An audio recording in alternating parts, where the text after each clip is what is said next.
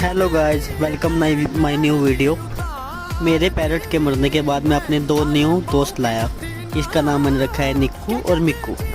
और आप देख सकते हैं निक्कू और मिक्कू हवा के कितने मज़े ले रहे हैं। अगर आपके पास भी ऐसे छोटे छोटे पेट हैं तो प्लीज़ उनको पंखे के आगे रखें, क्योंकि गर्मी तो हमसे ही बर्दाश्त नहीं होती, तो इनसे कैसे होगी। छोटी छोटी सी दोस्तें हैं ये, नन्ही सी जान। अगर आपके पास भी हैं प्लीज़ इनका ख्याल रखें। अगर वीडियो अच्छा लगा इस वीडियो को लाइक और शेयर ज़रूर करें। अगर चैनल को सब्सक्राइब करना है या नहीं करना ये आपकी मर्ज़ी, पर मुझे पता है आप लाइक ज़रूर करोगे और सब्सक्राइब भी करोगे। और अगली वीडियो में मैं इनके पिंजरे में मटकी लगाने वाला